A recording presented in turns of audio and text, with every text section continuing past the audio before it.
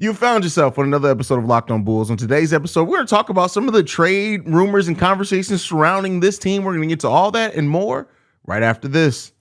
You are Locked On Bulls, your daily podcast on the Chicago Bulls, part of the Locked On Podcast Network, your team every day.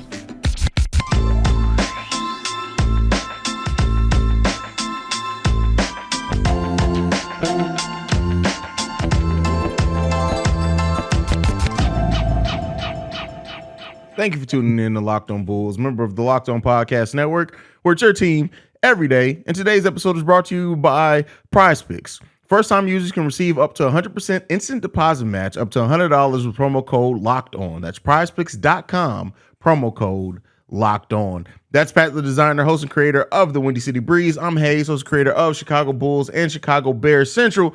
Pat, apparently, the Bulls have set the asking price for Alex Caruso so high that it basically makes him untradeable.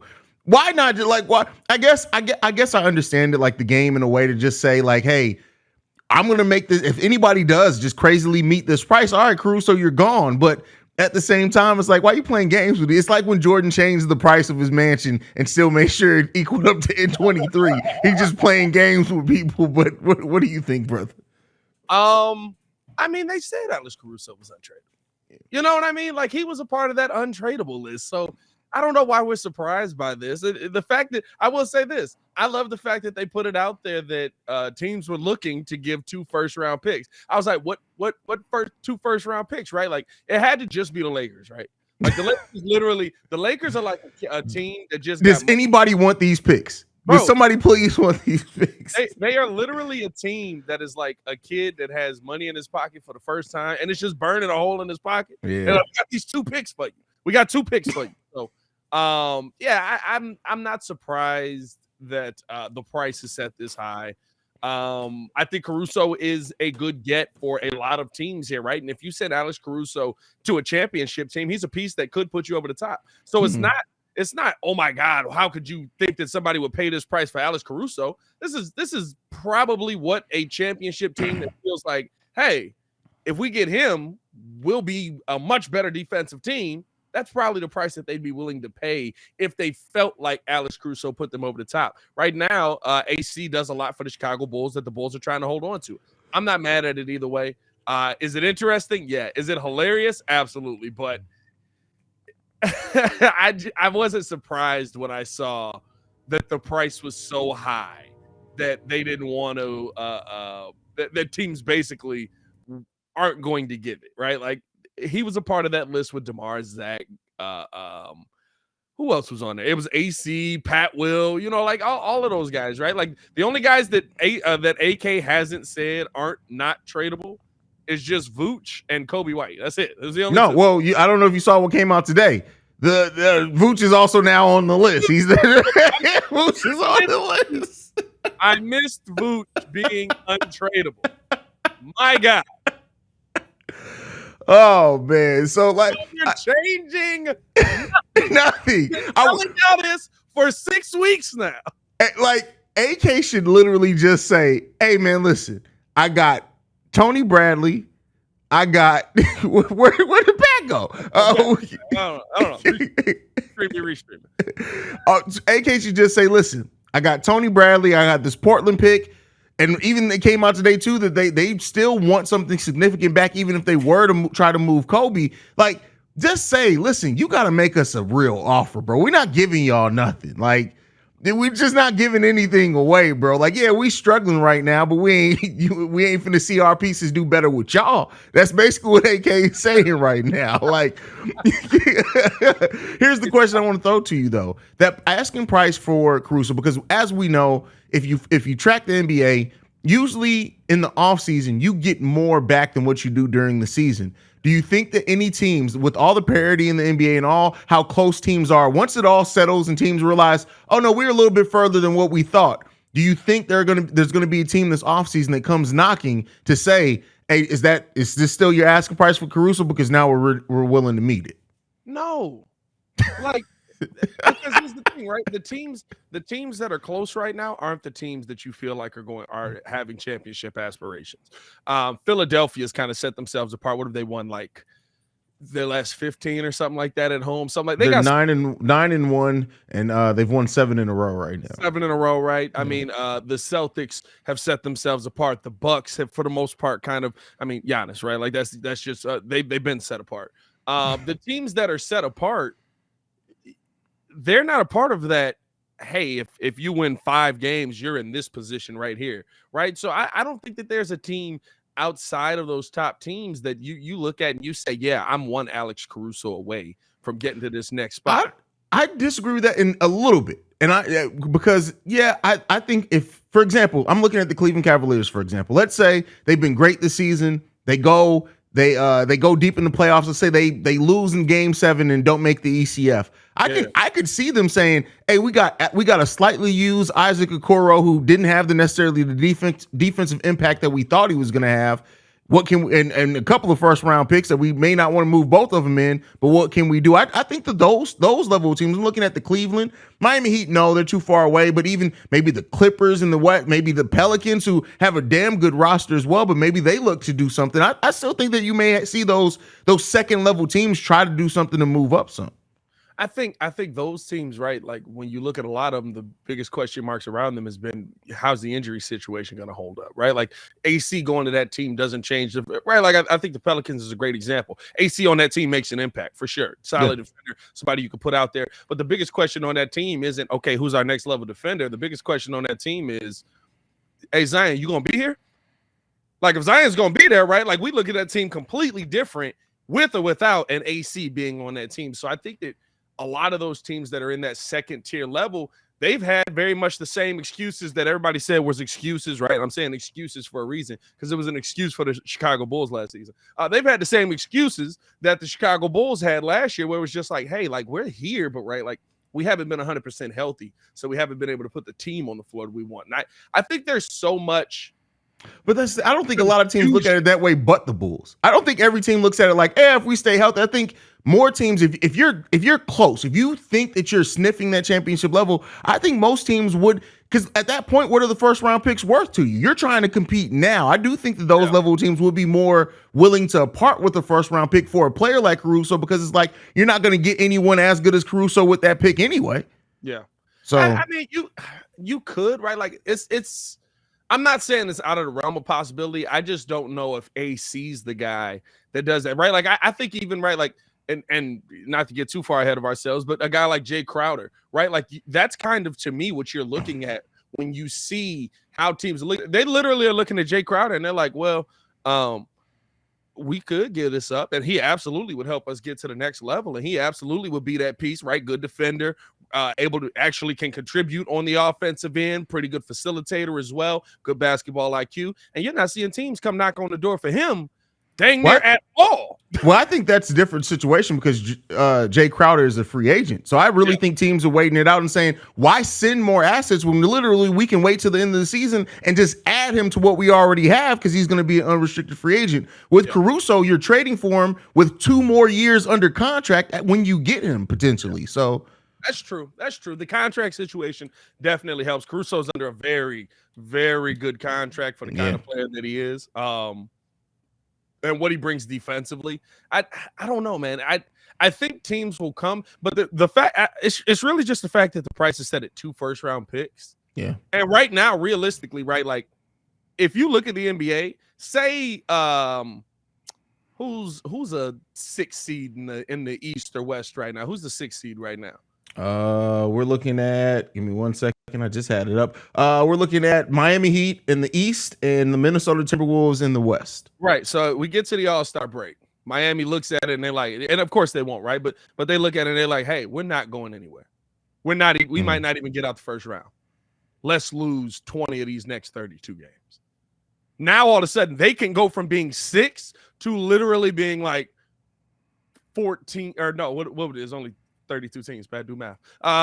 Literally being like 13th in the East. Yeah. 11th, 12th in the East. You know what I'm saying? So now you're looking at it and you're just like, yeah, that opportunity is there. 14, but these teams still don't know where they're going to be at going into next year. So I think there's going to be so much, right? Like even with teams that we're sitting there and we're like, yeah, maybe they will come knocking. They might be looking to get rid of the situation that they're in right now and start trying to go the other way. Well, that's why the teams that I pointed out are younger because they have the bigger the chance to try to add something. The older, I think Miami. Listen, I was going to hold this for NBA Central. I have a conspiracy that depending on where the Miami Heat finish, they may even be looking to trade Jimmy in the offseason. It's not happening. I forgot he's still under contract. He re-upped, didn't he? Yeah. Because I think he would have been a free agent this year. I was gonna be like, come on, Jimmy. Come on back. We're coming home.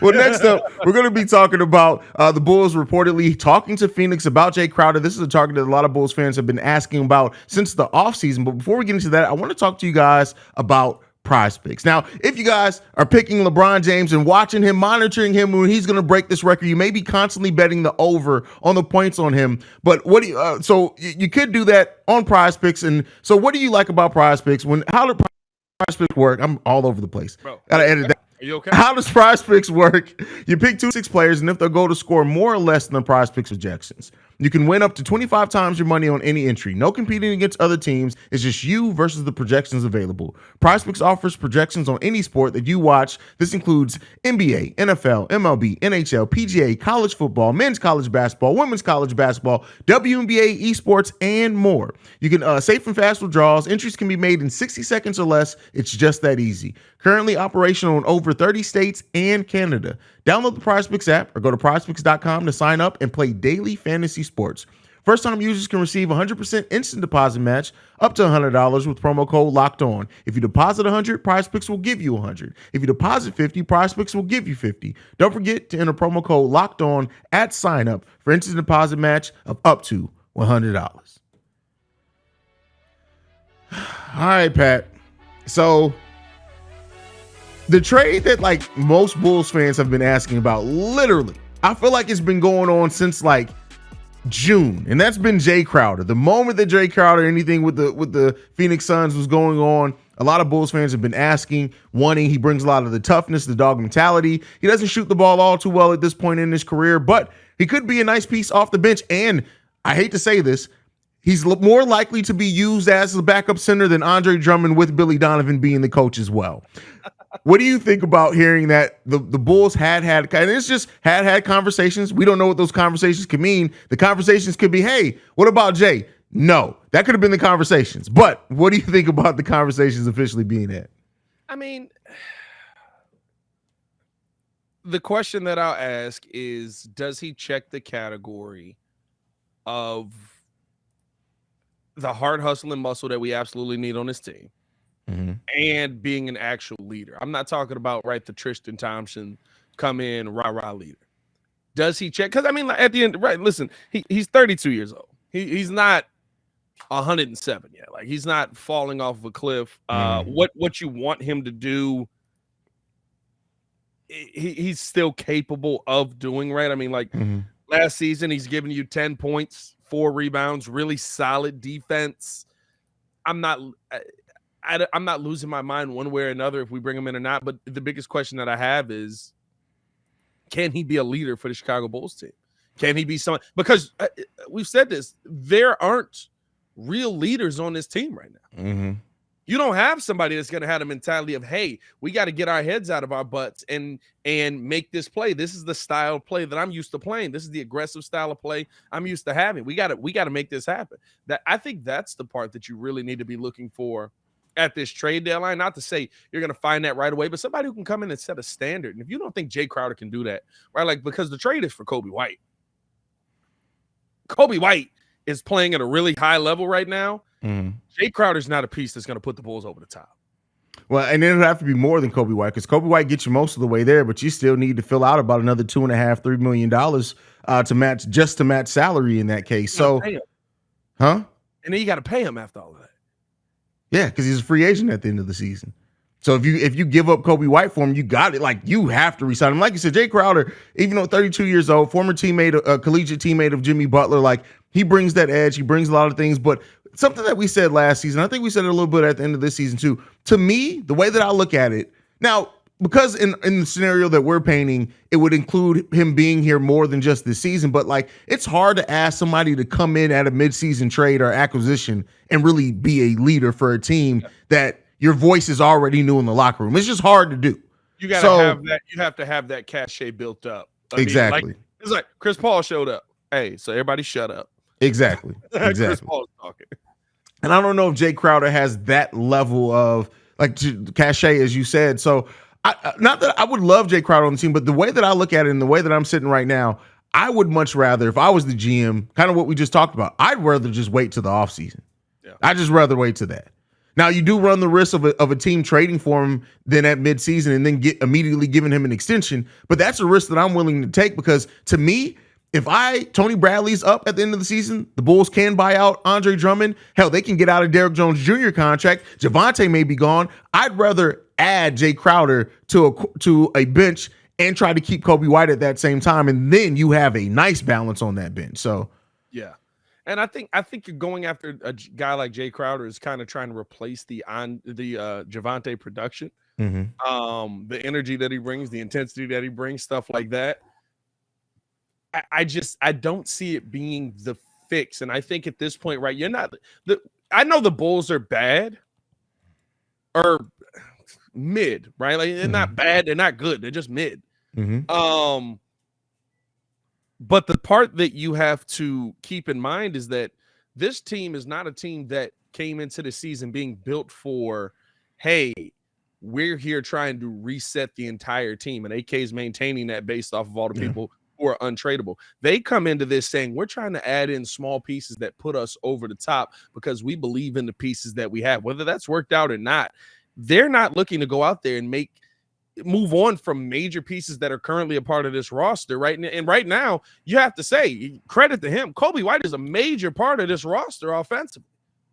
Like he is a big chunk of the offense at times for the Chicago Bulls. He's the shooter that can spread the floor. He's shooting the ball confident. I mean, he's defender. Like, let's not overlook the defense either. Like playing better as a defender off of the bench for you, right? Like he's a major part of this team's rotation right now. He's a major part of what this team is able to do off of the bench. And you have to ask yourself, one, are you going to keep Jae Crowder long term so that he is that? And two, is Coby White and whatever the other piece you're going to have to give going to live up to that? That's you're making major changes to a team that literally AK is basically telling us we're not making major changes. Yeah. So, I mean, it's this offseason is going to be one of the more interesting ones. If not, don't expect to be a very active one, but a very interesting one just to see how AK addresses the things on this roster, who stays, who goes, because we have so many free agents at the end of this that, yeah, we can't re-sign all of them, but you also can't let all of them walk with nothing. So there's going to be at least one to two of our free agents that gets a deal that's just to say, hey, we couldn't lose this guy for anything. Yeah, so, I think that'll come into play unless there's. I think I got to look at the next free agency list. I feel like the next free agency list is real heavy with role players. Like the other guy, I feel like it's real heavy with like, hey, you add this guy into this, and now you feel really good about where your team's going, right? Like that's the solid bench piece that you needed. But that's the part that you got to figure out. And you also got to figure out what you have on your team. All of a sudden, right, it seems like even though Patrick Williams is trash, I'll keep saying that. I will save your career, Pat. Don't worry about it. Even though Patrick Williams is trash, right, it seems like he's playing at a much higher level over the last 10 games. He's being more engaged. Pretty much ever since I said this man's a bust, he was like, let me prove Pat wrong. Shout out to you. But he's being more engaged. He's finding other ways to get involved into the game. Now the Bulls are starting to go to him a lot more. They're giving him a lot more responsibility, allowing him to run the offense a little bit, right? So maybe there's something that's going to come from that. I don't know with that situation, but you're still trying to figure out what you have in your other guys who are really, really ridiculously young pieces. So This ain't a quick process. This ain't an overnight process for the Bulls. It's really not, but I just looked at the free agent list. There are a lot of really high level to mid level role players in this upcoming free agency that, hey, we'll see. And you feel like, right, like they're guys that it doesn't feel like anymore the Bulls can't get them. Yeah. It's really about, do you want to get them? Do you want to go after them? Do you want to bring guys in? It doesn't feel like they don't have a shot at getting any of these guys. And I think, right, like, again, I'll say it again. Somebody's got to step up and be a leader. Somebody's got to step up and be the heart, be the fight, be the right. And I think DeMar at times is that. I think Zach at times is that. But there needs to be somebody every single game that the team can look at and be like, hey, that guy there, we don't mess with that guy. It doesn't have to be the best scorer on the team. It doesn't have to be the best player. Joakim Noah wasn't the best player on the Chicago Bulls. This is facts. Everybody knew not to mess with Joe. That was Joakim's locker room, and everybody's talked about that. Yeah. But hey, man, before we get into this final topic, man, we having some good conversation. Literally, all of this news broke yesterday, so this is perfect. Like, it literally was just like, what are we going to talk about on the pod today? And it all worked out perfectly. But as we get into the final topic, or before we get into the final topic, I do got to let you guys know about TurboTax. I need you guys to do me a favor and go to TurboTax and don't do your taxes. You meet with an expert who will do them for you. TurboTax experts can relieve you from the stress of taxes and file for you so you can do not taxes. Show your eyes the things that are not taxes. Unpack moving boxes of not taxes. Taste not taxes. Sing not taxes. A lullaby. Hope not taxes. Sleeps through the night. Man, I get that right there. Grab a saddle and ride not taxes into the sunset. What's going on? That last one there, that was anyway. With TurboTax, an expert will do your taxes for you from start to finish, ensuring your taxes are done right, guaranteed. So you can relax. Feels good to be done with your taxes, doesn't it? Come to TurboTax and don't do your taxes. Visit TurboTax.com to learn more about Intuit TurboTax. Full service and products only. Video meetings while an expert does your taxes required. See guarantee details at TurboTax.com/guarantees. There you go. Now, Pat, last topic of the day, man. It's almost at this point where it's like we get a monthly Lonzo Ball update. And you know what? The most transparency comes from Billy Donovan. Like, real talk. Billy do not be lying about it. Bro, Billy don't be lying, bro. So with this recent update, it's all but sure. Like, to me, this was the final nail in the coffin. Lonzo isn't coming back this season. Fam, I told y'all. We've been saying this literally since like October. Bro, I told y'all when they dropped the vague, he'll be back definitely in 2023. I was like, hey, yo, I know how this game is played, my boy. You can't tell me he's gonna be back in 2023. Dog, that is another calendar year. There's another season that happens in 2023. So,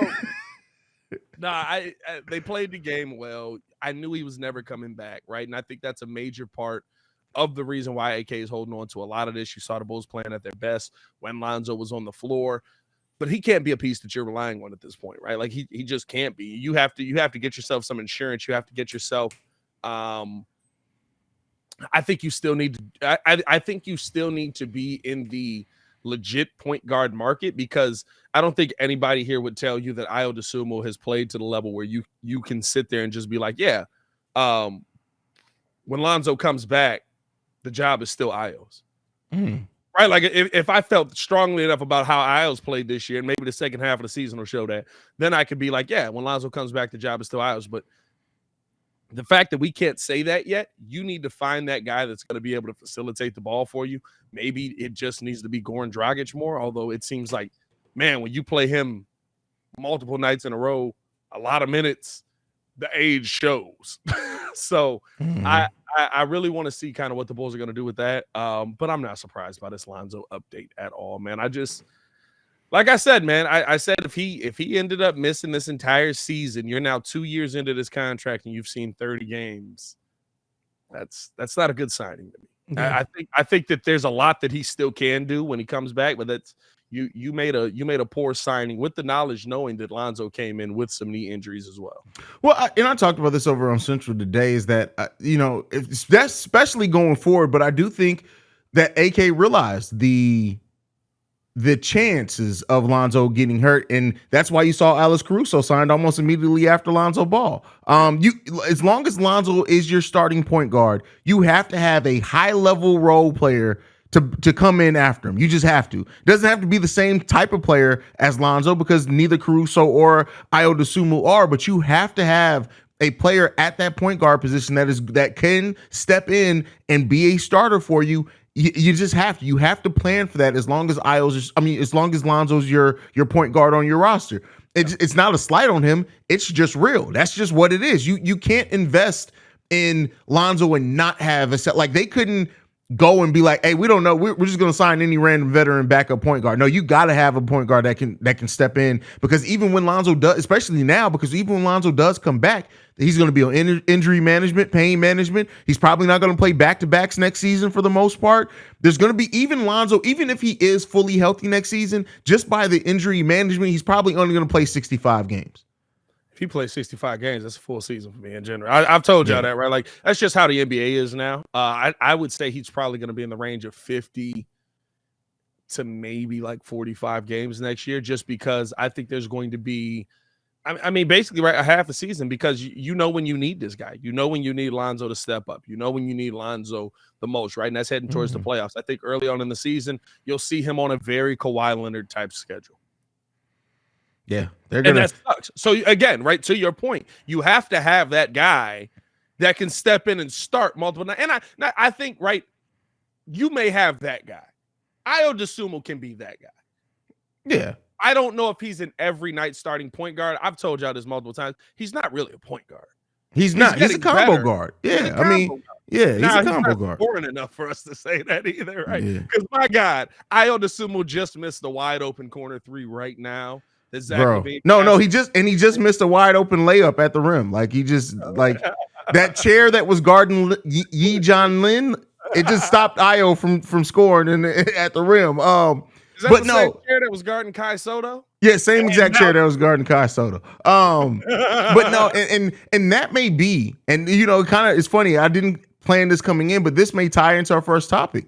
That may be why the asking price for Caruso is so high. Yeah, because we need him. But even he's been kind of right, like he's been up like Caruso offensively, man. I mean, Caruso know how to throw a turnover. Boy, that boy, I'm talking about, he throw it and make it look good, dog. He do like the hard stop. I'm gonna put the backspin on the basketball coming off of the hand. To try it's going the other way. Where's the ball going? Right, and then it's going back that way. You know what I mean? Right. So I think you're trying to kind of do the point guard by committee thing. You put Zach LaVine in there at times. We're starting to see a little bit of P. Will in there, just kind of if he gets the ball off of the board and takes off. I don't know, man. Like the Lonzo situation to me is, like you said, you've got to have that guy there that's a guarantee. That could be why the Caruso price is so high. But as I ask all Bulls fans, does that feel good to you right now? Like, does that feel like that's the winning situation for us? Yeah, I mean, the winning situation is getting Zoe back as healthy as possible, bro. Like, it's just, man. Yeah, listen, it's going to be very interesting. Just everything for the Chicago Bulls, and don't get me wrong, I want to see Zoe healthy. I want to see Zoe on this team. I love like when he's out there, he's everything we need him to be as a point guard next to Zach LaVine. It's just you just have to be so particular in how you build the team with that, and I wonder if it ever gets to the point where they're like, hey, we have to spend. I said it before, signing Ayo Dosunmu, and if they re-sign Coby White, that's over $90 million in just guards. Yep. That's a lot of injury insurance, bro. And that's probably why there's talks about trading Coby.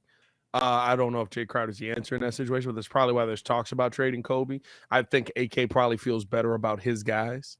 I having a sophomore slump, right? A lot of guys having a sophomore slump this year that kind of surprised us with some of them, right? And even some guys that we thought like Haize Caruso is kind of taking a little bit of a, I don't know if I'd say a step back, just a stagnant step maybe. Yeah. Where he's just kind of been a very similar player to what he was the year before, but there's a lot of, I mean, I feel like almost every team in the NBA has a player on it right now that they can look at and be like, hey, you didn't do what we thought you were going to do this year at all. We're in this position right now because we was like, he's going to take another step, and now we're going to be able to take off. And none of them did. Yeah, I mean, but a lot of that too, and I understand why, but like sometimes you got to realize that a lot of these players can't even buy a beer yet. Really just Pat Will, and he just a lot of these dudes is coming in. They usually can buy a beer, bro. Like we drafted Pat Will ridiculously young. Yeah, like what was he? He was just he had to be. Because he's 21 now. So that's gonna be an interesting situation. I'm telling y'all, that's gonna be an interesting situation when his contract comes up because. I hope he plays better, but we all just looking at him like, hey, man, do something. See, but that's the thing. I don't think it's going to be that interesting. I think AK is going to give him an extension day one. Oh, I believe that. Yeah. I think AK believes in this kid ridiculously, but it's just one of those to me where, like, even with all of the stuff with the Lonzo situation, right? Like, I think you're going to get to a point where you have to ask some questions about, okay, this is the core that we want this team to be, but is this core realistic? And if it is realistic, how do our young pieces that haven't really been as impactful as we thought fit into this? So that's fair. That's fair. Well, that's it from us for today, Pat. Hey, man, follow us on everything at Locked On Bulls. You can follow us. You can follow me on everything at Pat the Designer. By the way, I don't know if anybody saw this, but or a little bit on Pat Will. Zach LaVine screaming at Pat Will to shoot that basketball. They want him to, even the players want him to be good. Hey, you always brought up the Bradley Beal and John Wall with Otto. There you go. I don't know if that's a good comparison or a bad comparison, but thank you you can follow me at CEO Haize, CEO Haize. Thank you for making Locked On Bulls your first listen today. Now, for your second listen, go out and check out Locked On Game to Game NBA. Every moment, every top performance, every result, Locked On Game to Game covers every game from across the NBA with local analysis that only Locked On can deliver. Follow Game to Game on Locked On NBA, available on the Odyssey app, YouTube, and wherever you get your podcast. For Pat the Designer, I'm Haize. This is Locked On Bulls. Peace, y'all. Oh my God, Pat.